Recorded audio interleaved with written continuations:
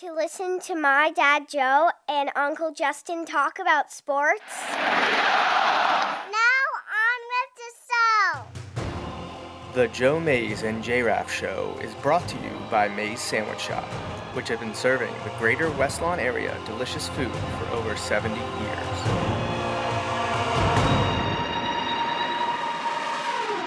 You are listening to the Joe Mays J-Raff Show. Boring. A weekly podcast about sports since 2011. Don't you ever get tired of being wrong all the time? With a focus on football.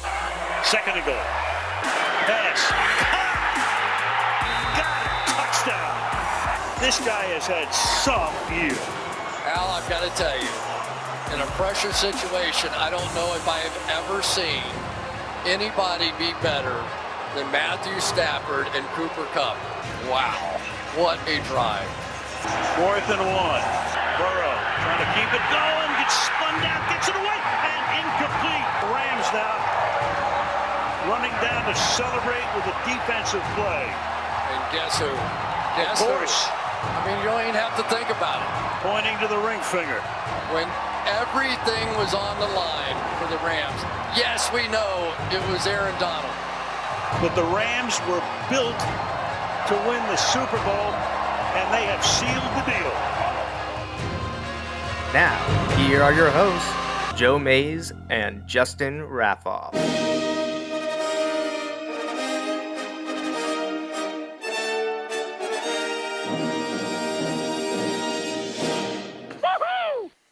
Hello, everyone, and welcome back to the Joe Mays J-Raff Show. This is episode 353, and Justin and I are here to talk about a variety of sports topics, pretty much in every one of the major American professional sports. We're going to talk a lot of NFL and free agency, maybe a little bit of an update with the Sixers and the NBA, even a little hockey talk tonight, Justin, with Claude Giroux and the Flyers.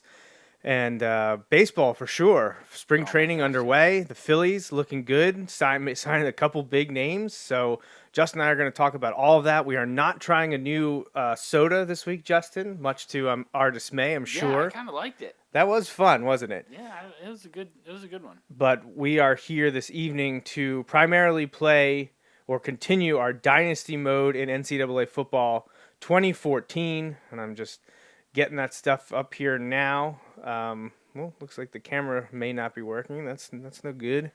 No good. See if I can fix that for me and Justin. If not, you're only going to be able to see the game and not us as we play it. But that's okay. You might be there. I don't know. We'll see. You could also be frozen. That's fine. But I'm actually going to be up first playing on offense, so I'm going to turn over the main mic reins to Justin here and get going. So Justin's going to pick the first topic of conversation. Okay, so I get to pick the first topic? Yeah, which the NFL, I mean, I don't have too much to say about NBA, so if you want to do Sixers first, okay, that's fine, but really Sixers, doesn't matter. It's not a huge week in the NBA, in part because NCAA tournament, they don't completely skip the scheduling, but they know they're up against, if people are going to watch basketball this week, it's usually of the college variety. At some point on Thursday or Friday or Saturday or Sunday. But the Sixers did have a good win the other night against Dallas. It's one of those things where, they want to end up in a good spot in their in the Eastern Conference. And some of that has to do with how they do. Some of it has to do with how some of the other teams do. Some interesting things to look at are in both sides, they're starting to look who's going to be in those play-in games or in that play-in tournament they kind of have. So it's kind of interesting and how that can play out. So one thing to look at there, and this is not the Sixers. The Sixers are not really close to that right now. The Sixers, I believe, are third in the conference. They're sitting right around there. But the New York Nets, because of certain restrictions, Kyrie Irving can't play at their home games. Right. But he also, and this isn't just him, but anyone that's not vaccinated cannot even go to the games in Toronto. Well, I believe right now, like, that might be a matchup in the one play-in tournament would be Toronto and the Nets. Well, that could create a situation, like Right.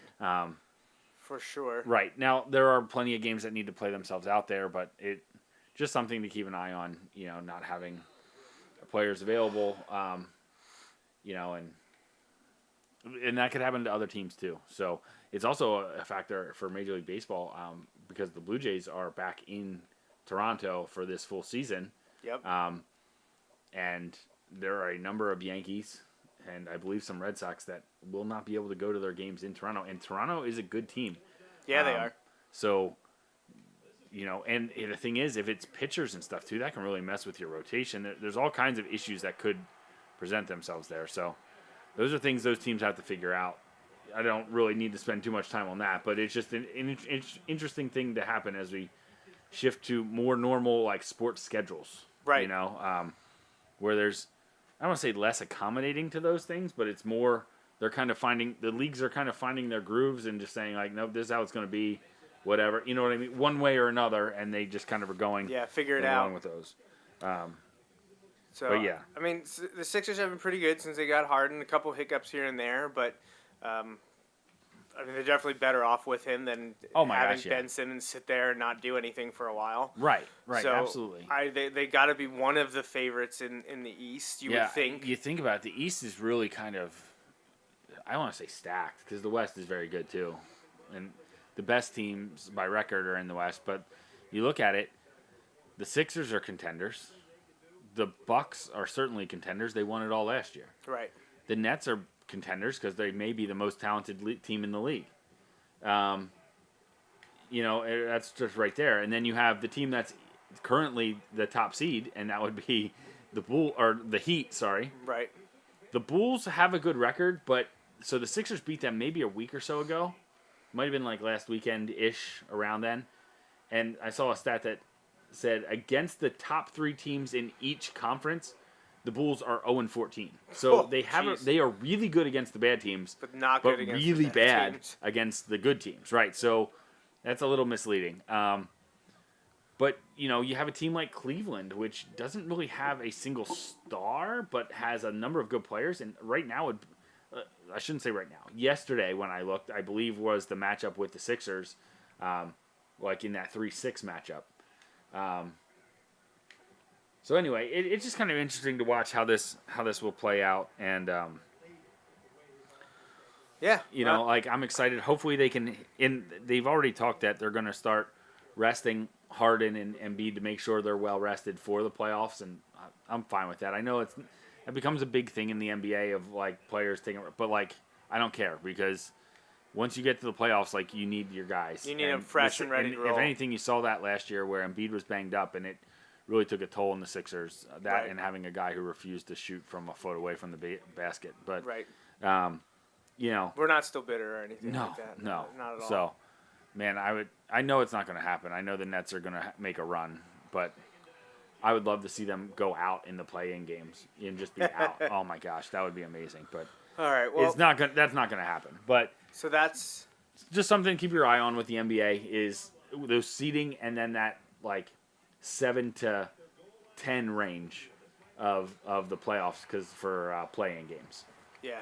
Well, that's our quick NBA update. Let's stick with basketball and go to March Madness. Okay. What do you think was the biggest upset so far in the first round biggest and a upset, half? St. Two Peter's. rounds. Sorry, first two rounds. St. Peter's over Kentucky. And then St. Peter's won again. Again, yeah, they won again. This is something we talked about at school this week. So only 10 teams have won as a 15 seed. And now St. Peter's is part of it. Right, and now in only 3 of those have made it to the Sweet 16, and it's happened each of the last 2 years. Now, I don't know, I can't confirm this, but I saw earlier this week, before the tournament started, that St. Peter's has the smallest budget for any D1 basketball program. Wow. And I kind of hope that's true, not because of anything against them, just because that makes the story even greater. But they were amazing, and That's pretty crazy. Won both their games. Yeah. Yeah, good stuff. Yeah, on to the Sweet 16, and their Sweet 16 game is going to be in Philadelphia, where and St. Peter's is in Jersey City, so it's only like 2 hours away. So, you're going to have lots of the big time crowds there, but I have a feeling the crowd will be pulling for them a little bit too. Oh yeah, definitely. Those are fun ones. Those upsets. That's what makes at least the first 2 days exciting. Is those mid-majors, small schools, teams that are only there because they miraculously won their little tournament to get the automatic qualifying position. But yeah, St. Peter's was a fun one. But there's a bunch of teams that went down that you didn't expect. Yeah. Kentucky's the biggest one, but Iowa going down. Yep. What were a few? My dad just said Wisconsin lost, which I didn't realize. So that's a big one. I think a lot of guys. We also have some teams that barely made it. Michigan barely made the tournament. Yeah, Iowa State knocks off Wisconsin 54-49.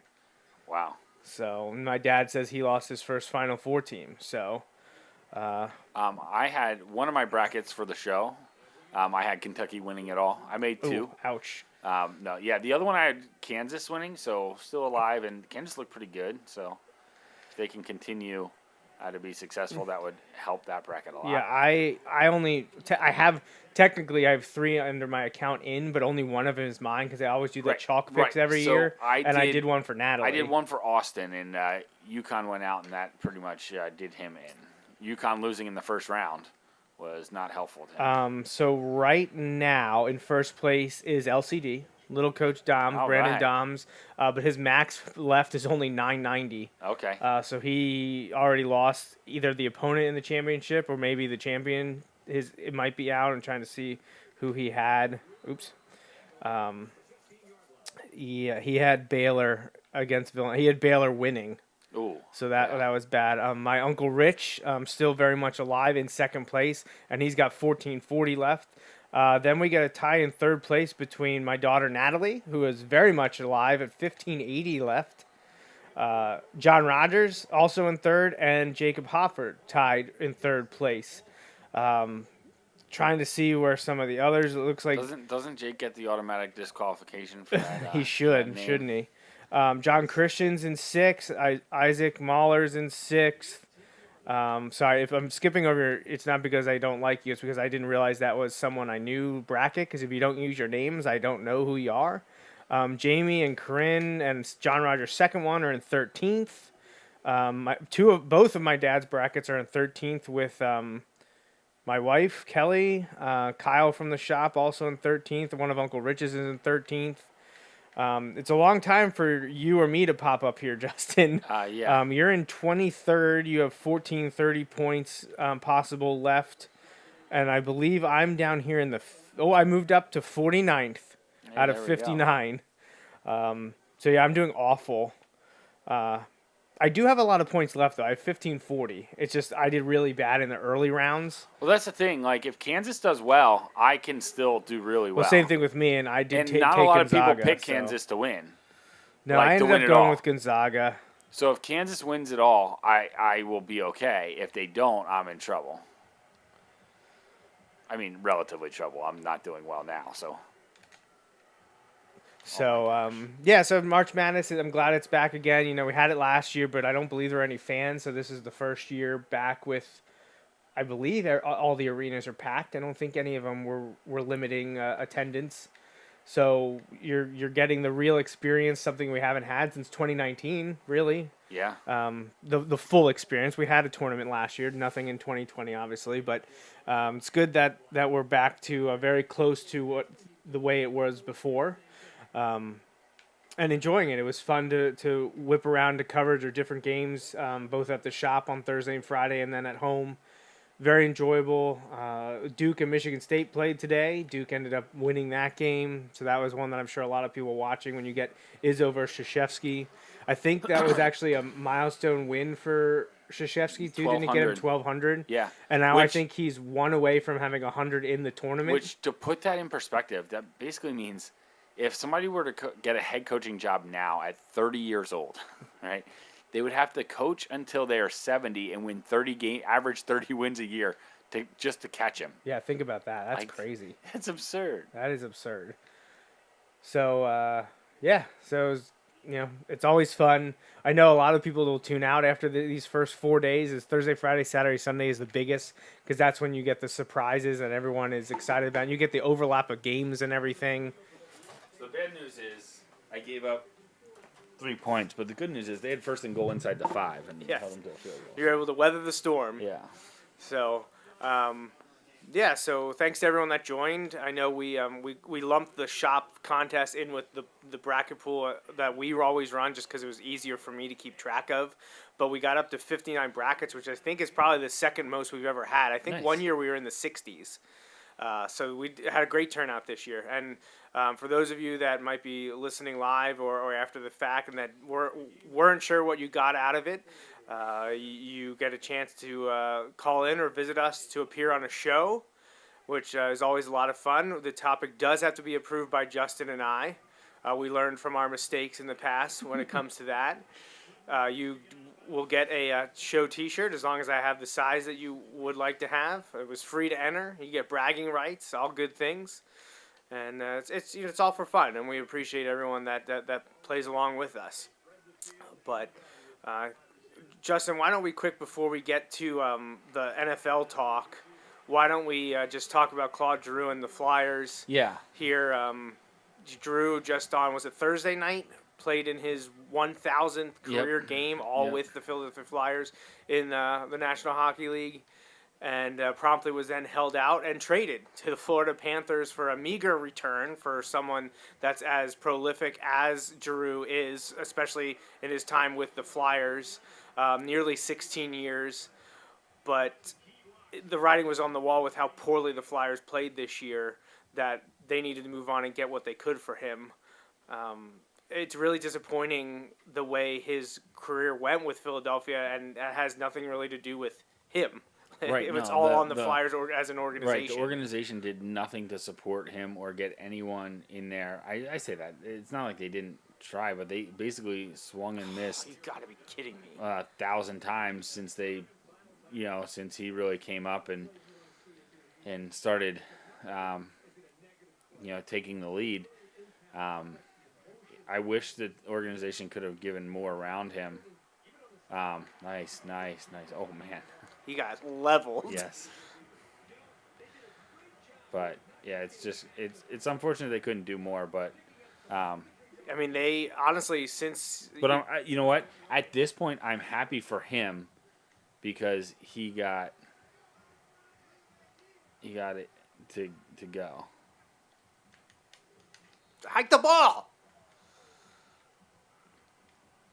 That was really disappointing.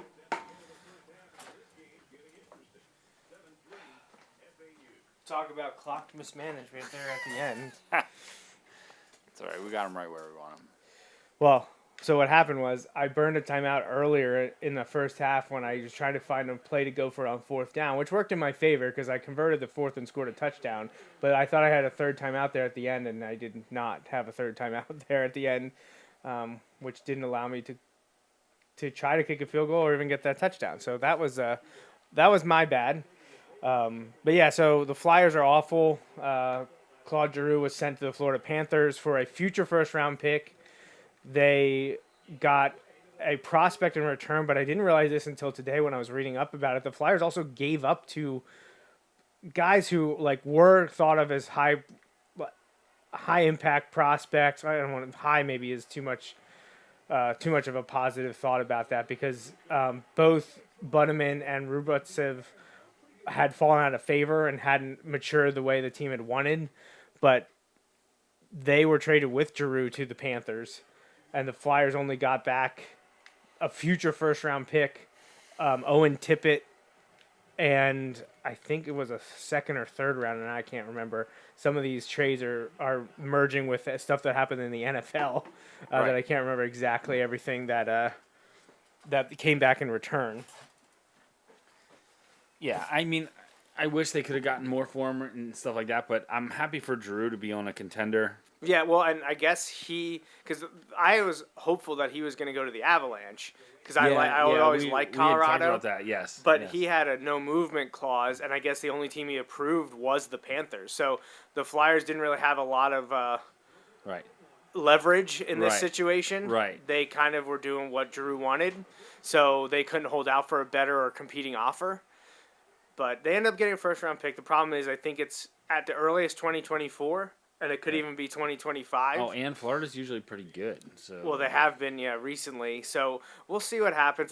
From what I could tell is I believe Fletcher and the front office are trying to use that future first-round pick as a trading chip this summer. Yes. Because they want to quickly improve. They don't want to go through a rebuilding process that we did, 5 years ago with Hextall to get these young guys, these draft picks that are supposed to be big-time prospects and may or may not pan out. I mean, that's arguable right now. What you think of Konechny and Provorov and Hart and what they're going to do in the future with this team. So it's all up for debate. But the Flyers, I mean, growing up, the Flyers were probably... They were the steady team. They were the steady team because the Phillies had, 1 year in 93 and then basically nothing for over a decade. The Eagles were decent, and the Eagles got hot at the end of the 90s. We're supposed to be really good. This is early 90s. Supposed to be really good, and then Randall hurt his knee early in the season, and then that was that.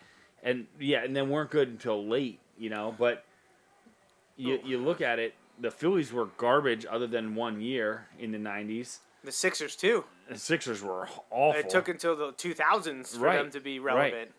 So the Flyers were the team. Right, and that was with the Lindros. That was the Legion of Doom years. That was Lindros, Leclerc, and Renberg, and you cycle in. And the biggest thing that always happened with the Flyers was goaltending. We weren't able to do anything with Hextall at the end, and then we cycled through a whole bunch of people at the end of the 90s and early 2000s. But the Flyers were always very good.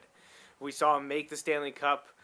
In 97, they were always right on the cusp. I mean, I was at that really depressing one in, what year was that? Now, was that 2002, 1, 2000? No, it was 2000. I think it was 2000 when they were up 3-1 on the Devils and fought back and went to a Game 7 in Philly, and the Devils scored in the final 2 minutes of the third period.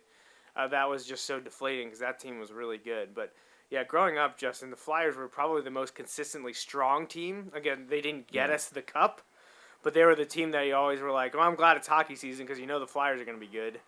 Whereas Phillies and for you, the Eagles and the Sixers, you never knew what you were going to get. No.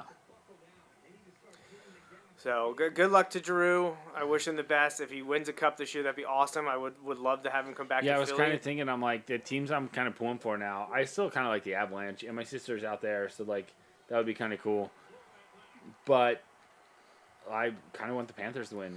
Would love for Giroux. Although, it would be a little bit of, how many of those big-time guys have we seen from the Flyers move on and get it somewhere else, I know with Giroux's situation, it's a little different. Because he was around a long time, but those guys that got it with the Kings and those, we've just seen it over and over again. Yeah, we saw it happen with Carter and Richards, which is that's a tough one to swallow because they were the guys that helped lead the team to that surprise berth in the Stanley Cup and after the 2010 season. Was that 09-10, I think, the spring of 2010, where they only made the playoffs because of a shootout on the last game of the year against the Rangers, propelled them to the 7th seed. Those teams were it was win and in and lose and go home. And the Flyers were able to win that and Giroux had a big hand in that. He scored one of the shootout goals to send the Flyers to the playoffs. And then that was the year that they upset the Devils in the first round. Then they came back from a 3-0 deficit against the Bruins in the second round. And then the Eastern Conference Finals, they took care of business against the Canadiens before falling short to the Blackhawks in 6 games. But that was the beginning. That was the beginning of Giroux's career. He's been here for over a decade since that appearance, and in the years since, we're talking 12 years since that happened. I think the Flyers have won 3 playoff rounds in those 12 years. Oh, so it's been rough. It hasn't been great as a Flyers fan, and it was something that we're not used to. The Flyers, like we had said, and we're usually the team of. that you could rely on, and that has not been the case over the last decade, which is really, really disappointing. But let's shift gears and go baseball. Spring training's started, and there was a game on. I watched the game the Phillies played yesterday and lost. And Pick six, baby. the team obviously is just getting their feet under them, ready to go. They don't even have the two big guys that were just signed this week, although one did show up today. Yep. So the Phillies signed Kyle Schwarber and Nick Castellanos Right. to multi-year deals, which suddenly makes the Phillies, at least offensively, look pretty good. A lot of their big guys are under contract at least through 2025 now. So if they're going to do anything, now's the time. First time ever the Phillies have gone over the luxury tax.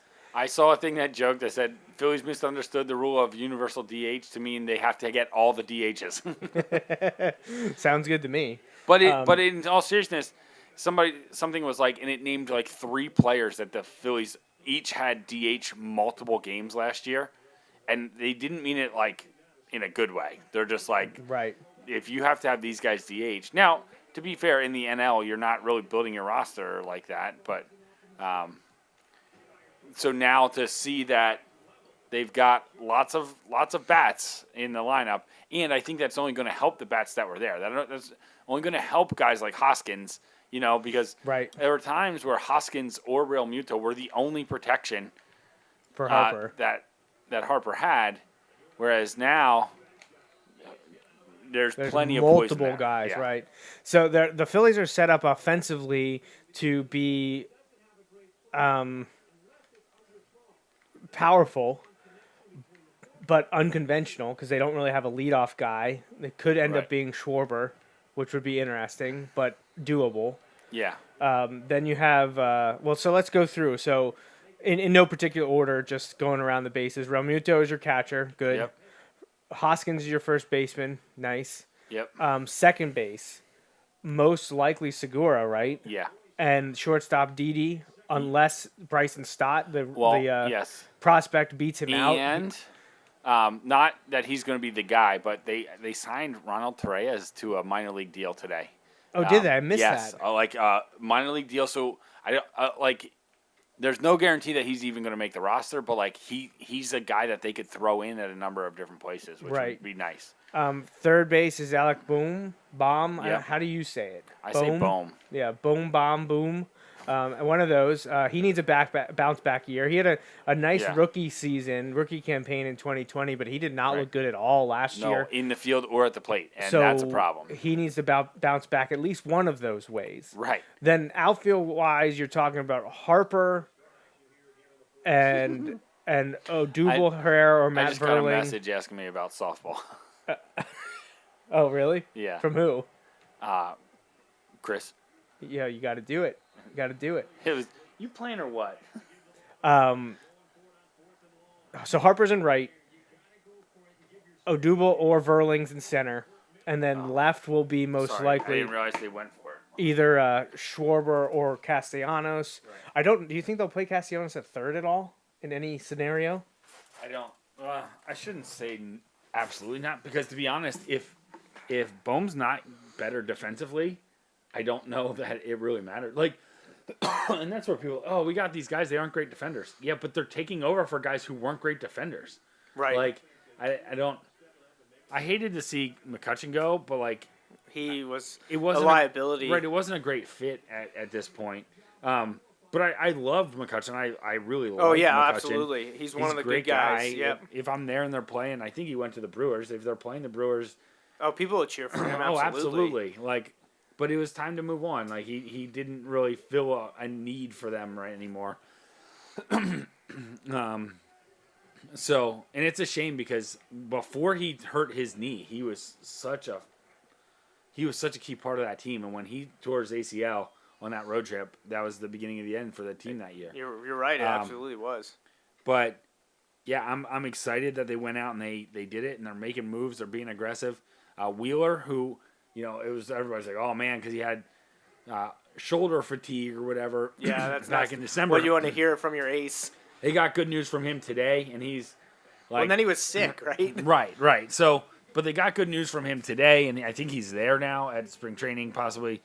So like, it's one of those things where, look, there's no hiding it. They're gonna be about offense, and you can build defense. Hopefully enough, and pitching. As for some of the other things, I know they were in for, I forget his name, but he went to the Braves, the A's first baseman. Yeah. Was it Matt something? Yeah, it was Matt something. But like the problem is, you had to trade for him, and the Braves gave up a ton for him. Yeah, and then they said goodbye to Freddie Freeman. To like Freddie Freeman, who was like their guy. Oh, and the World Series like MVP. Like they drafted him, and he's been there Yes. for how long? Yes, and now they just waved bye-bye right. after winning the World Series. Right. Man, I hope that blows up in their face. Yeah, now the Dodgers have him. Great. Yeah, but here's the thing. What's it even matter? The Dodgers add another great player. Shocking. Like, but Well, so with the Phillies adding Schwarber and Castellanos, they have an interesting rotation that they're going to do between Harper, Schwarber, Castellanos, and Hoskins between first, right field, left field, and DH. But it's nice that Hoskins, Harper, and even Real Muto at times Yes. can fill the DH Yes. role and get Yes. them off the field, Right, especially exactly. Real Muto, who is one of the best defensive catchers, but he needs a break. right, and I really like the fact that pitchers had to hit. Like I like that. I like that it made the game more challenging to manage. Do I leave the pitcher When in? do you I take him out, right? Do I let him hit? I like that. But I also like the fact that my team that I root for is now going to get an actual hitter up again. Right. So I understand that. So the biggest thing, I know everyone's harping on the bullpen, and I get it. The Phillies bullpen has been pretty awful for the most of the last 5 years at a minimum, maybe 10 years. But a lot of those guys are always on short-term deals. You're rotating new bodies in, and at some point you have to go back to at least the mean. And if the Phillies just get an average bullpen, they win 3 to 5 more games at a minimum. Right. At a minimum. right. So even if the Phillies and defense they was have bad, it expand- hasn't they been ha- great anyways. They have expanded playoffs, and I know people are like, oh my gosh, so many teams making the playoffs. I don't care.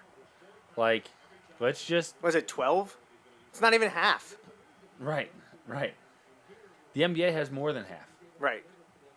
Oops, what am I doing? Just kick the extra point. So I know the Wheeler thing was an issue, or was possibly an issue. But now that's changed, and he's back, and hopefully he can work his way back into the lineup, be full to go by sometime in May. I think they'll probably pitch him in April. It just might be shorter outings to start as he works his way back. And that's fine. The bigger thing besides the relief pitchers just becoming not abysmal is Nola needs a better year. Nola was off last year. Yeah. Don't get me started. So Aaron Nola needs a bounce back year. Wheeler doesn't have to replicate what he did last year. If he wants to, I'm okay with that because he was the NL Cy Young runner-up. Right, and should have been the NL Cy Young And winner. easily could have been the NL Cy Young Award winner. But if Nola gets better and the relievers are just close And Nola to doesn't average, have to be great. He just needs to be better than he was last yeah, year. and the relievers are average, and now you have a better offensive lineup, and I'd say your defense is, at worst, or maybe a push at best, but not much worse than it was last year. Right. This team should win 5 to 10 more games. And how many did they win last year? I think, were they 500? It was right around 500. Right. So if you win 5 to 10 more, you're probably making the playoffs. So I'm all for that. I always wanted the Phillies to spend more money. I'm glad that Middleton and the ownership group have signed off on it. Dombrowski, I think, is doing a great job at least convincing them to do some of these things. I know they have a poor farm system in terms of Which the is guys why it coming was up. important that they didn't trade for the guys from the A's. Right. Because you can't trade the few guys that you have. You need to start building that farm system. When they were good, it was because they had a good farm system, and then they basically, supplemented that. You know what I mean? And I know it wasn't ideal to give up a second-round pick to the Reds for Castellanos since they had given him a qualifying offer. But Whatever. the Phillies haven't been able to draft and develop talent anyways, and we need Castellanos Which is, now. On a side note, they changed their whole thing there. They got new Oh, yeah. guys for the player development. For the and third or everything. fourth time since 2012. Right. Nothing's been working. So I know people rip on Ed Wade before, and I know he helped build the team that won the World Series. But then all the stuff with Ruben Amaro there after Gillick left, things went downhill quickly with Raj, and then Clentak just never could get out of his own way, or just bought in too much to the one side of things. I'm hopeful. Do I think this team is destined to make the World Series? No. But do I think they're going to compete for a playoff spot? Yes. And we haven't been there since 2011. 2011. Yeah, it's time. It's time to get back. So I'm glad that the Phillies jumped at the opportunity, and I'm excited for baseball. I'm glad the lockout ended, and now I'm glad that the Phillies are at least becoming relevant because of the moves they're making. Hopefully they can match it on the field. All right, Justin and I just won that game against Southern Miss, who was winless. So we're now improved to 5-0. We're ranked 4th. Justin's going to advance the week, and we're going to play game 6 here. Maybe we'll move out from our number 4 rank, but anything in the top 5 is good. We'll play game 6, and we'll talk about the NFL now. Justin, again, a lot happening in NFL free agency. But clearly the most important thing to happen since our last show was our man Chad Henne re-signing with the Kansas City Chiefs. The Wilson grad and Michigan man is back with one of the perennial AFC favorite Kansas City Chiefs for now the 5th season. They'll be trying to make the AFC Championship game for the 5th straight time, which would be Chad's 6th straight trip to the AFC Championship game should the Chiefs pull it off this year. He signed a 1-year, $2 million deal. I guess, we've been saying this, I feel like, since... What's the record? Of how many in a row? Yeah. I think this past year he tied with two or three other quarterbacks who played in, or whose teams played in 5 straight. I want to say, I think it was 3 others, because Ross Tucker, Harvard grad Ross Tucker. Oh, man. Sorry, that was a joke. I was really pulling for one of the Princeton guys last night. I was ready to tweet at him last night. So no, Princeton, I know that. I was joking. Ross actually responded to me when I told him what my slip-up last week. I love that he said that was his backup school. That was his safety school. Yeah, Harvard was his safety school. No, Princeton grad Ross Tucker. And... He tweeted out about how amazing that is that someone from his hometown is playing in his 5th consecutive AFC Championship game, and there are only 3 other. Oh, I should clarify: 3 other quarterbacks. Yes. Positional players. I can't. We dropped the spot to number 5. Are you serious? Yes. Well, we played a team that was winless, but we're playing Middle Tennessee State now, who's 2-4. So, So Chad Henne joined a group of 3 other quarterbacks who had played in 5 consecutive AFC Championship games. And now, of course, off the top of my head, I can't remember who they were. But you have to go to teams that were good for that long. And it was the players from, like, the Bills in the 90s and the Raiders in, the 70s, I want to say. So 6 would put him probably in rare company. I would think so. If the Chiefs are able to get back there and he play in 6 straight AFC Championship games, he has to be one of the only few. I mean, he might be the only quarterback in NFL history to be on a team to play in the AFC Championship 6 straight years. I mean, think about that. It's pretty crazy. And I know every year, if you follow on Twitter, every time that he gets re-signed, some of the comments in there are just absurd. Like the funny ones are that they didn't realize Chad was still in the league and everything. But we certainly always remember that Chad's in the league. But it feels like his entire tenure in Kansas City, everyone was always like, this is probably his last year. And he just keeps beating the odds and keeps going back. And I'm glad he's back in Kansas City because they're one of the better teams in the AFC. Though the divisional opponents are making it tough on the Chiefs to repeat. We saw this week, Justin, Devontae Adams was traded from the Packers to the Raiders. And he turned down more money from the Packers. And now to be fair, both sides kind of said, like, he made it very clear to them from the beginning, like, he was ready to be done there. He wanted to play, and it may seem random, but Derek Carr was his quarterback in college. Right. They are really close. They are very good friends.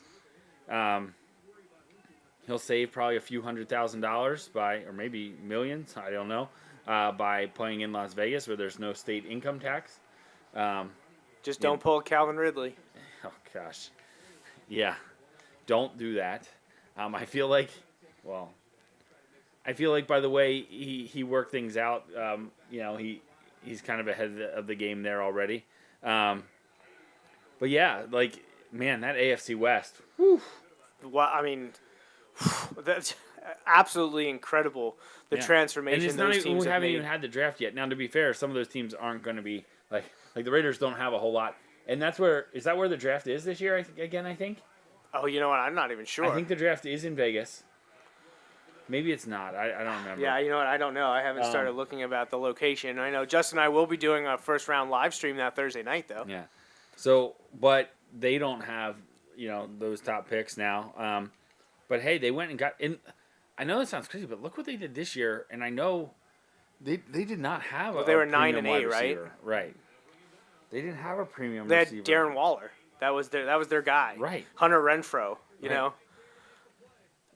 So adding him to that offense with Josh Jacobs. Yeah.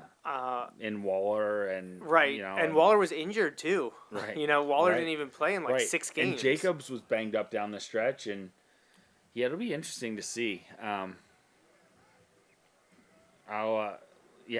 Just Raiders going for it. And the Broncos going for it. We talked about the Russell Wilson trade last week. The Chiefs and Chargers. I mean, the Chiefs I don't think have done a lot. They did bring in Juju this week to help out in their receiving core. And obviously re-signed Chad. Huge. Yep. The Chargers, though, they added Khalil Mack. We talked about that, I believe, last week. Yeah, wow. And, they're just those 4 teams, they could all make the playoffs. Now, they would have to take care of business outside of the division. Right. Because if they're beating up each other, it's going to be tough. But they have to basically win their AFC non-division games for all of them to make it. It's going to be interesting, Justin, when we discuss our predictions, which is only like 6 weeks away. If you can believe that, 6-7 weeks away, we'll start our NFL preview. But the AFC West is it's amazing. I mean, just the talent that they've accrued just in this offseason with teams that were, very close to being good last year. The Raiders made the playoffs. The Chiefs obviously made the playoffs. Broncos, we could tell, were, an offense away from being a threat. And now they got Russell Wilson and developing young talent at receiver. And the Chargers were a botched timeout from being away. Right, against, but it would have knocked the Raiders out. So no, they both would have been in. Oh, that's right, because of the they the would have tie. tied. They both would have been in. Steelers would have been out. Yep. So very interesting, all around. So we'll see what comes of it. But the Devontae Adams thing, to go back a little bit, I just can't think of what does that say more about Aaron Rodgers. People are probably tired of it, especially Green Bay fans. But I mean, I feel like it says a lot. Yeah, that he doesn't want to be there anymore. Oh shoot. And he turned down more money to play with Rodgers. I mean, and it's not really up for debate that Aaron Rodgers is a better quarterback than Derek Carr in every facet. Right. And Devontae Adams was like, you know what? No, I'm done here. Oh, and you're playing in a weaker division. Right, yeah. I mean, the Packers' competition is what? Kirk Cousins, Justin Fields, maybe Jared Goff, if that's where the route they go. Or you go to Las Vegas to play with your college quarterback, but you have to go through Patrick Mahomes, Justin Herbert, and Russell Wilson. So there's had to be more going on there behind the scenes, but I feel like by and large, a lot of people leading up to all this offseason stuff made it seem like Rodgers and Adams were close. Right. But maybe that wasn't the case, or maybe the way the Rodgers stuff went down with the contract was upsetting. I don't know. Or maybe it was just that he's that close with Derek Carr. Whatever it is. But it's not ideal. It's not great.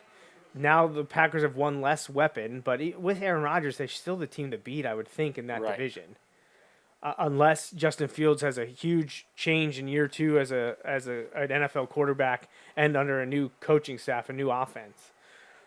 But, yeah. Or, and hear me out on this, maybe Justin Fields, and this may come back to bite me, maybe Justin Fields is like every other Ohio State quarterback. Well, I mean, that entire draft class looks poor. Like, now I know 1 year with the quarterbacks, Right. and I'm always someone that says you need to give them multiple years. Right. And I don't want to say I'm defending Tua, but I'm giving him the benefit of the doubt because I think you need 3 years. Right. So yes, I need to see something from Tua this year for sure. But we also need to see something from Trey Lance, Mac Jones. Well, Mac Jones did enough, I guess, last year. But Justin Fields, Zach Wilson, and Trevor Lawrence, the Right. number 1 overall pick who looked awful most of last year. Right. If they want to live up to the Burrow-Herbert hype, someone there needs to step up. Mac Jones needs to take a step up, and then someone else needs to join him. And man, it doesn't look like a great year for quarterbacks this year either. Unless you're big on Malik Willis or Kenny Pickett. Which I think Malik Willis is a very interesting guy, but I view him more of like the Trey Lance. I don't know that he's going to be the guy to come in and play right away. Right. No. Which I'm anymore with is you. just, it's hard to do. Like, teams don't want to invest a first-round pick in a guy and not throw him out there right away, So we haven't touched on this at all because we focus on the AFC West stuff, but Desean Watson's on the move. Yes, he is. He got traded from the Texans to the Browns for 3 first-round picks, a few other later-round picks, which I thought had originally were reported as seconds, but that's not the case. No. I forget what they were. Do you remember what they were off the top of your head, Justin? I think it was thirds. Was it thirds or Yeah. third and a fourth or It something might be like a that? third and a fourth, but the fourth, they're also giving up a fifth or Fifth, something yeah, like they're giving that. up So, a like, fifth. that's kind of like a swap, like, at that point. So, Jarvis Landry also released there after they signed Amari Cooper. So they're going through an offensive change. Baker Mayfield had said before Desean Watson came to town that he wanted to be let go or traded. Brown said no, and then they got Watson, and I'm assuming they're going to get rid of him because why would you Right. want to have him on the roster? Yeah. Well, there's no point. They already jettisoned their backup quarterback and brought in a new backup quarterback. Right. So Mayfield's got to be gone. I don't Yeah. your options are what? Indianapolis? I mean, Houston, but if they were going to trade him to Houston, you think they would have done that in the Deshaun Watson trade. Right. Which, why didn't they? I mean, I guess it comes down to money or something. I don't know Maybe Houston exactly. didn't want him. Maybe. I'm serious. If you're Houston, do you want Baker? Do you want who was the guy you Davis had last year? Mills. Davis Mills. Like, what Uh, has what? I mean, I get, somewhere like Atlanta could be an option if they also are trading Matt Ryan to Seattle. There was word that could be happening. Garoppolo's still out there, possibly for the Colts, because the Colts are going to do something, right? They're not going to just sit there. No idea, man. So we're playing quarterback musical chairs once again. I feel like it's happening more and more regularly, which is crazy because it's not something that you're generally used to Right. seeing. Right. Remember, there used to be almost no big time trades in the NFL. Yeah, I feel like Like, over the last 5-6 years that's right. changed. Right. The trades involved draft picks. Yeah.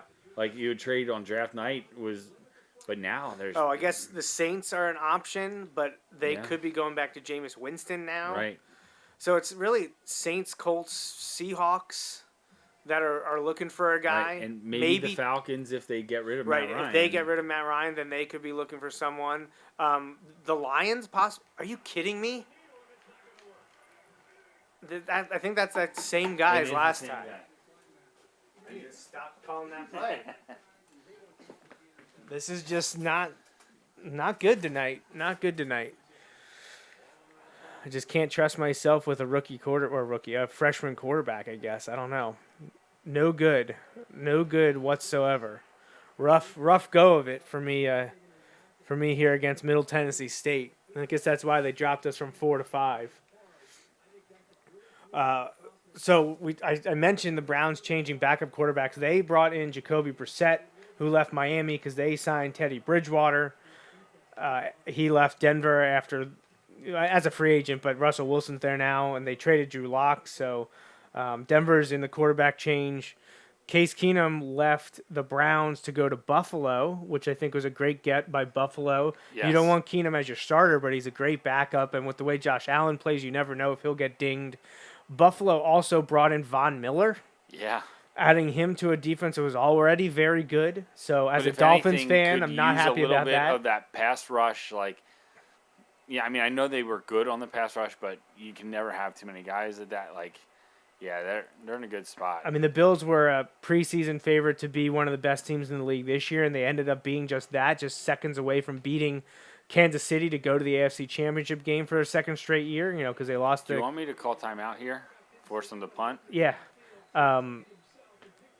So I don't like Buffalo getting better. I'm always hopeful that Buffalo gets worse.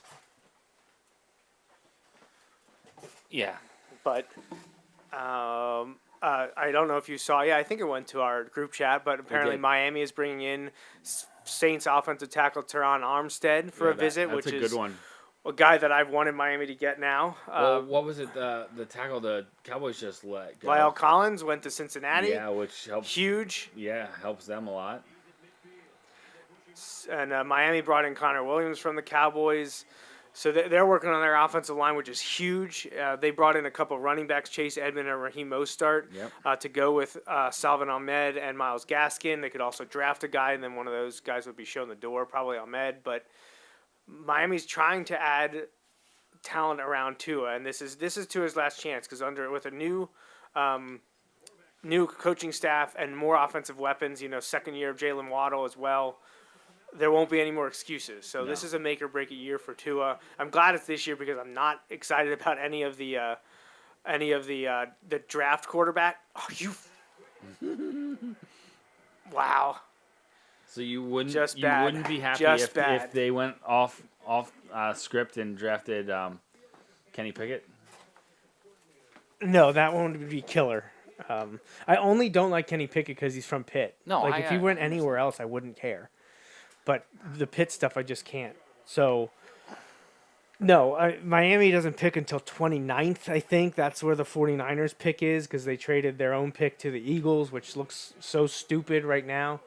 Honestly, it didn't look great last year. They wouldn't have gotten Waddle if they didn't make the trade. So, Right. And Waddle was, he wasn't Jamar Chase, but he had an incredible year. He set a rookie record for receptions. I'm very happy with Jalen Waddle. I'm glad that's who they got. They need help, though. Will they trade back and get more picks or maybe even get a first-round pick next year, or will they trade up for someone? I don't know. It probably depends on how the rest of free agency goes. If they get Armstead, they can probably just sit there and see what happens. Maybe a quarterback-needy team that passed on a quarterback in the first round, early first, and they're sitting there in the early second and we want to move up to grab someone, Miami could get a first-round pick in 2023 from them. So there's a lot of options. We'll talk more about the draft as it gets closer. Again, I think it's April 27th, I want to say. 27th or 28th. Whatever that last Thursday in April is, Justin and I will have a live show like we did last year. And I think it's 28th. Broadcast the entire first round, which was a lot of fun. We won't have the COVID protocols in place like last year where we had masks on and we're sitting farther away from each other. It's nice to not have to be doing that anymore. Yes. But we're struggling here against MTSU. We're 0-0 at the end of the second. There's 5 seconds to go, they're tossing it up there. Oh, I thought you were going to deflect it into his hands. I thought that's what was going to happen. So 2 seconds to go before half, but we're in a battle with Middle Tennessee State. So what else happened in the NFL free agency this week? What other big – we mentioned Lyle Collins going from the Cowboys to the Bengals. Great job by the Bengals. I think this is their third offensive lineman that they've brought in to help solidify that spot, which was their undoing in the playoffs, especially the Super Bowl. Who else moved, or what other rumors were out there? Oh, Eagles released and brought back Fletcher Cox? Yeah, because they were going to have to pay him $18 million the other day on Thursday, so they already signed him back on a 1-year deal. He's one of those guys that I believe I had him on my Eagles Rushmore just because of how dominant he was for how long, and he was a member of the Super Bowl team. Right, I was going to say maybe the best player. Like, if you look all around, maybe not like the flashes, but like maybe the best player on the Super Bowl team. Like, you know what I mean? Like, depending how you classify. Right, it's hard. It's so hard in football to do that. But, he was just so good. And he is still really good. He's not the guy he used to be. No, who'd they bring in? They got the guy Hassan. Hassan Reddick. Yeah. Yeah, the Panthers let him go Yes. after a year, which was Yes. shocking because he was like, what do you have, like the 5th most sacks or something like that? Yeah. Yeah, he bet on himself after he left the Cardinals after his rookie deal, I think, or did they release him? I think they released him. So the Cardinals got rid of him. He's from Camden. Right, he's from the Walked area, on played at Temple. He was a walk-on, and then earns his way to a first-round pick. Looked like a bust early on in Carolina. Yeah, got it together. But got it together and has done really well, but they got rid of him. And to the Eagles, and it's where he wanted to be too, which is always, you love when you get guys where they're in a situation where they want to be there, yeah. Because the Eagles' pass rush last year was non-existent. How about a flag? Late hit. Yeah, I would have taken it. We don't. Not a lot of flags in our games, that's huh? okay. That's okay. That is okay. So, but yeah, NFL was is stupid. Why did I hitting do that that? point where,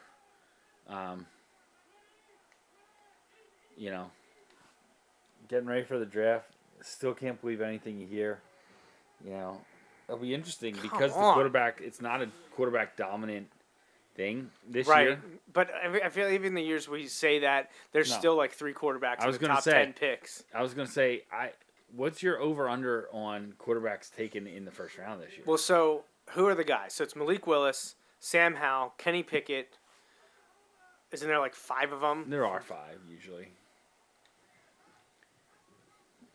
I think there will be 3 in the first round. Who am I forgetting? I don't know.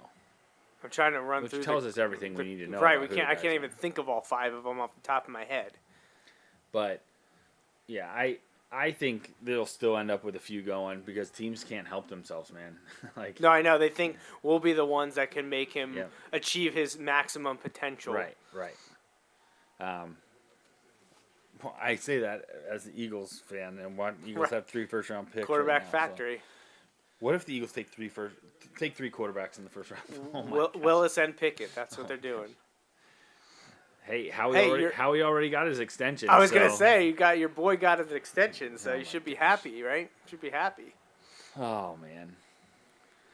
71 yards rushing and no touchdowns yet. So yeah, we'll see. But any other NFL talk? Well, that's what I'm trying to think. What else did we miss from the NFL? And I don't know if we did. I'm sure we probably are missing something that happened. But we mentioned Von Miller, Devontae Adams, the rumors surrounding Matt Ryan, Baker Mayfield. We went over Desean Watson. I guess that's it. Let's talk some Penn State wrestling. Oh, I'm ready for it. All right, you can go ahead. All right, so Penn State won their 9th team title in the last 11 years, 11 contested years. Right, 12 years, but there were only Yes. 11 times Right, it was. right. So out of the last 11 championships, they've won 9. Yep. Which is absolutely absurd. There was a number. I think it's since 2016. I think, or maybe it's since 2011. No, it's since 2011. I think Penn State's semifinalists have gone 45-5. That is absurd. Think about that. That's essentially having a Final Four record or Final Four win percentage of 90%. 90%. Like, it's absolutely absurd. Oh, and their last 9 guys, they had 4 guys in the finals last year, went 4-0. They had 5 guys in the final this year, went 5-0. Yeah, so they're 9-0. What was the tweet I sent you today? That the last time Penn State had a wrestler lose in the finals, American was Energy Independence. Yeah, so it's all in fun. It's a laugh. We laugh or we'll cry. But yeah, Penn State's 9-0 in the finals over the last 2 years. Last year was awesome. Like, winning is obviously the ultimate goal. It's amazing. But last year, Penn State was not supposed to be that good. Right. Well, relatively Right, speaking. and they didn't win the team title because Iowa had their team that they had been waiting for. But everyone, not everyone, many Iowa fans were very disappointed and kind of had a bitter taste in their mouth because even though they won the team title, they lost a bunch of the head-to-heads. I think Spencer Lee won his title, but I don't know if that any other Iowa guy won an individual title, and they had 2 guys lose to Penn State guys in sudden victory. So, like, and Penn State went 4-0 in the individual titles. So, like, wrestling is crazy because, and if you have a chance, watch the Cael Sanderson post-match interview yesterday at a press conference, and he talks about that. Like, it's the ultimate individual sport, but he said that's what makes the NCAA tournament so amazing, and he tells the team every year, this is the most fun event you'll ever wrestle in, because he's like, there's the team aspect to it. He's like, it's not the most prestigious in wrestling. Like, there is the Olympics, there's the World Championships, like, those are more prestigious, but they're different. And he's like, so it was really cool to see those guys be successful. And man, it was a lot of fun. It was a awesome. lot of fun to And watch. So Justin and if anyone that's watching, listening, has been with us for years, you understand that Justin talked about Cael Sanderson and Penn State wrestling very rarely, usually in March, in most of the years that we did this. But I didn't really buy in and get to really follow along until it was the spring of 2017, I think. And I watched every session while I was working and printing my labels because of ESPN3. You could watch each mat, which that's one thing for wrestling in general. ESPN's willingness, and we don't thank ESPN much, but their ability to broadcast every mat, every session, even if it is on the web and through the ESPN3 stuff, that has opened it up for so many people like me.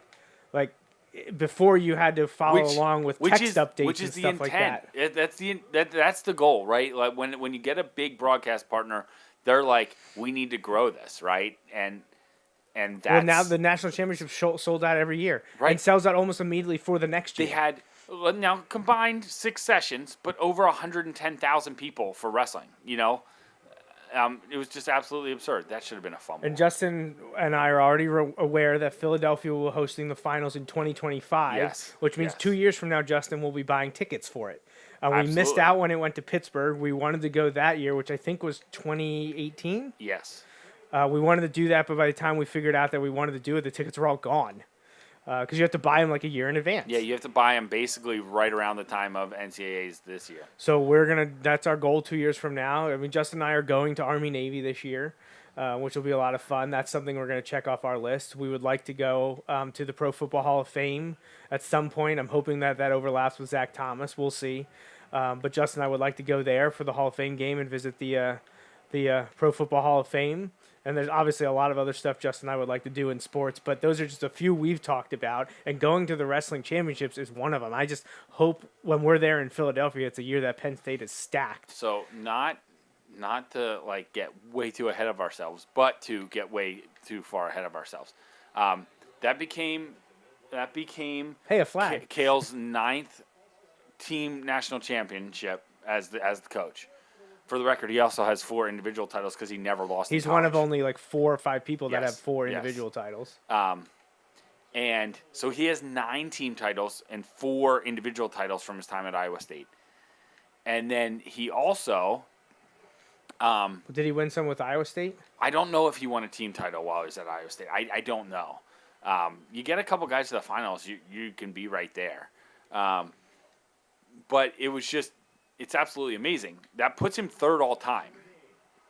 The next guy would have 11, right? The next guy on the list has 11. If they were to win each of the next 2 years, yes, that he could go for 12. But we would see it. Now, that would be absurd. That would be 4 in a row. That would be. They've only done that twice before. Right. Like in his tenure. Oh my gosh, it's just unreal what he has built. So at Penn Cael State. Sanderson has an Olympic gold medal. He has World Cup gold. He has a World Championship gold. He has 4 individual titles, 99 through 02, with Iowa State. Then he also has 4 Big 12 championships as his time at Iowa State. I'm trying to look it up here. I thought they would give me the team stuff with him, but they're not. So the 99 through 2002 team titles? Yeah, that's what I was looking to see. He also was undefeated in college, right? Yeah, never lost. He I never think lost a 169-0, I think. Yeah. So I'm trying to just look quickly at. In 3 years at Iowa State, they finished 2nd, 5th, and 3rd. Okay. And he has been the head coach since. Oh, okay, yeah. Here they list his coaching records here. So at Iowa State, he finished 2nd his first year, 5th his second year, and 3rd his third year. He had 2 national champions in those 3 years, but 15 All-Americans. And then at Penn State, it's just absurd. He has 90 All-Americans and 34 national champions. Yeah, it's absolutely ridiculous. His team at Penn State from 2010 through 2022 is 219, 26, and 2 with 90 All-Americans and 34 national champions. Do they give out like Coach of the Year and stuff like that? They do. It went to the Michigan coach, who they had their best finish in like 30 years. So like he was a deserving candidate. No, yeah, and it's one of those things like we talk about it in the local speaking. Yes. Like Doms could win Coach of the Year every year. Right. Like, right. Because Wilson's always good, and like the years that he should win for sure that he doesn't ever win. I believe it may be one of those that's voted on before the finals. Like it's so, but coming into it, Michigan was their primary competition for the team title, but man, it was just amazing to see those guys. Oh, this was 4th and 1, by the way. That's awesome. It was amazing to see those guys just get it done. You know what I mean? Like. Yeah, I mean, it was incredible, and unfortunately we weren't watching it together as I had hoped. And after I saw your text last night of what happened, I was like, I wish we would have been watching that together, because I don't know that we've actually watched any of the wrestling championships together yet. I don't know. Yeah, so it started out for Penn State. It started out with Roman Bravo Young at 133, and he was the defending champion. A senior for Penn State, 4-time All-American. I think 4-time All-American, maybe 3-time All-American. I can pull it up. Not sure. But he, last year in the finals, his opponent, Dayton Fix, his only loss last year was to Roman Bravo Young in the finals. And then this year, they're both undefeated coming in, the 1 and 2 seed, and he beat him again. So in the last 2 years, Dayton Fix, who is a silver medalist at the World Championships, I think, or at a world competition, his only 2 losses in the last 2 years were to Roman Bravo Young in the finals. Like that's tough. That's really tough. That is tough. Then you get a guy at 141, Nick Lee, who just Penn State's first ever 5-time All-American. Because of the COVID year. So is he done now? Because I know done. wrestling is weird. Nick like Lee, they take years off and stuff like that. Right, Nick Lee is done. Roman Bravo Young could come back, and there was no indication that he was even considering it. And then in the post-game thing, and this might just be the emotions, but he, like on this exit interview, like on the mat there, or on the side of the mat when they take him off, he's like, he said something like, "Yeah, wouldn't 3 in a row, or how would 3 in a row sound, Penn State fans, or something like that." And like, okay, all right. And then he like sent a thing out on Twitter last night, like, "Should I come back?" Like, just I think he's just messing with people, including me. But I replied yes. Yes. So I'll go through this then with. Sorry, I don't want to cut you off. No, that's fine. So go ahead. No, you finish. Okay, so then Nick Lee at 141. Was wrestling the 15 seed, who would have been the highest seed. And it was a guy who lost 2 in a row right away at the ACC championship tournament. And but comes in and takes Nick Lee down immediately, like within 15 seconds, and almost puts him on his back, right? So like Nick Lee gets out. It's 2-1 though. He's down 2-1 immediately. And then Nick Lee went to work and really kind of took it to him. I can't confirm this story. Well, I can confirm part of it. The kid that he's wrestling against is in law school at UNC and was, like previously, they said was wrestling 40 matches a year while at American University, right? So, obviously a really bright kid. And now this is the part that I can't confirm, but somebody online said that Nick Lee's dad is a lawyer and offered him a job like on the spot after the tournament last night. That's crazy. Just like, and man, that wrestling world, they're crazy tight. Like They there's are some crazy there's tight. some crazy like rivalry moments, but they are super tight. So Nick Lee, just outstanding Penn State career, chop wood, carry water, like unreal. Just you love everything about it. So, sorry, I didn't. Yeah, what were you going to say? No, I was just going to run through you what Penn State has back. So RBY probably gone, but could come back. Right. He's at 133. Nick Lee is done at 141. 174. Carter Starocki.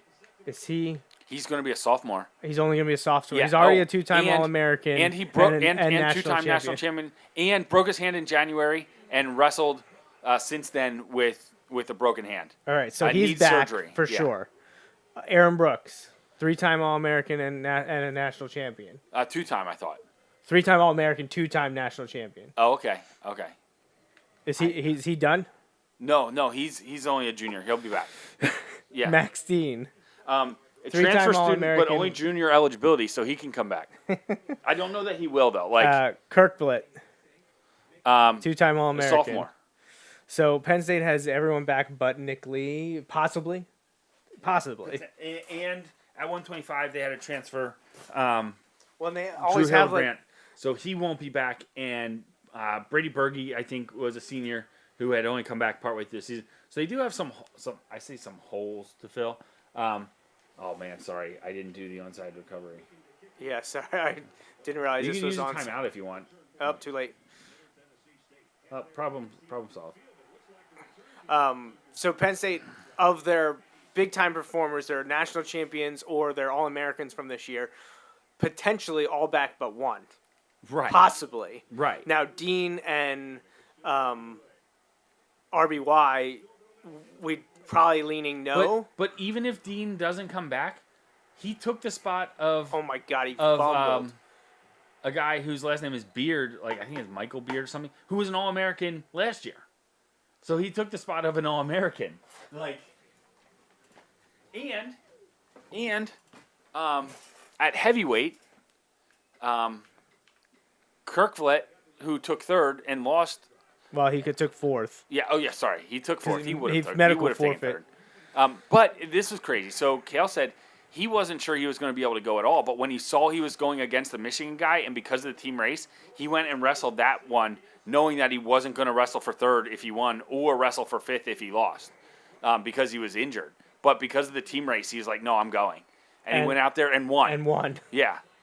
And so he won, and that essentially iced it, because then after that, Michigan had to pin out. they would have right? had to pin out, and Penn State would have had to go 1-5 over their remaining guys, which obviously didn't happen. It's just amazing to me that the last two times Penn State's won the national title, the finals didn't matter. Right. That's absolutely absurd. And they ended up winning.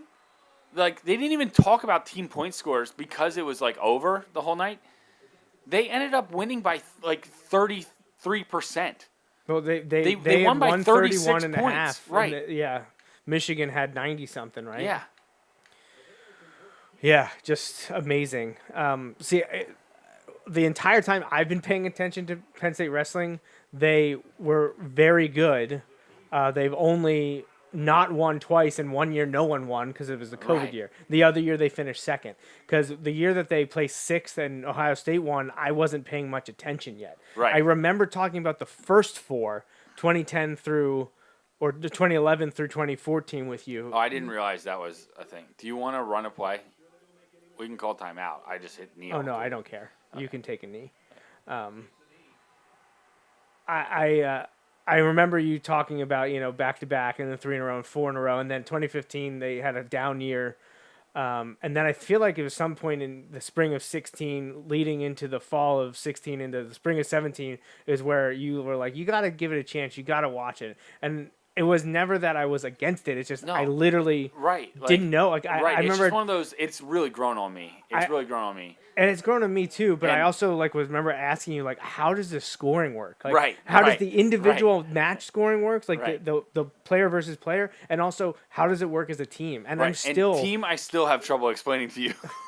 I'm still trying to figure it all out because I know that the bonus points are important, but I don't ever remember which what results in extra points. That's and how much do I have to win by to become this? What is a decision and a tech fall and. It's crazy to me just because it's like addicting. You watch it, it's such a rush. There's 7 minutes. It's just two guys out there, and they have to go, and someone's going to win in 7 minutes. And if not, they're going to put a little bit more time on, and someone's going to win. It's just intense. It's a lot of fun. Yeah, it was fun to watch, fun to follow along the times when I couldn't be watching it live. And just another great showing by Cale Sanderson and his Penn State wrestling team. And they'll come back, if not favored to win again next year, in the conversation, top 3. Yeah, absolutely. So. And they always have great recruiting classes, too. They always are getting, one of the nation's number 1, 2, or 3 guy in a variety of weight classes. And it'll be interesting to see. We don't have to worry about any kind of Olympic break happening in these next few years because the winter or the Summer Olympics are not happening again until 2024. So I know that actually would bump a few guys into 2025, Justin, when we would hopefully be going to watch. So there'd be, guys that are coming in now could be getting towards the end of their eligibility, but they could take a year off because of the Olympics. It'll be interesting to see what happens over the next few years. But yeah, Penn State wrestling. Gotta love it. Gotta love it. So, but I think that's it for us here this evening. We thank you for tuning in live or after the fact as the podcast, watching it on YouTube, or subscribing via Apple, Google, SoundCloud, whatever. We appreciate it. Hopefully you enjoyed all the sports talk. We covered a lot of topics tonight, and Justin and I won both of our games in NCAA Football 14. Yes, sir. Wasn't a great performance from myself on offense these two games. Just save but, Dynasty then? Yeah, just give it a save, and we'll be back again next week, March 27th, for games 7 and 8, and we're moving right along. We're halfway through year 3 in the Dynasty campaign, and look forward to being back in 1 week's time. For Justin, I'm Joe Mays. Before we go, we'll wish a happy birthday to our bud, Greg Hill. Yeah. And my cousin Todd, my cousin's kid, Jameson, my uncle Dennis celebrated a few weeks ago. My Aunt Joyce is celebrating soon. There's a whole bunch of March birthdays. Oh, and my brother-in-law, Jason, in a couple weeks. We'll mention them again next week because a few of those are at the last week of March. But happy birthday all around to so many people of our friends and family. And we appreciate the support. And thanks for listening. We'll see you again in 1 week.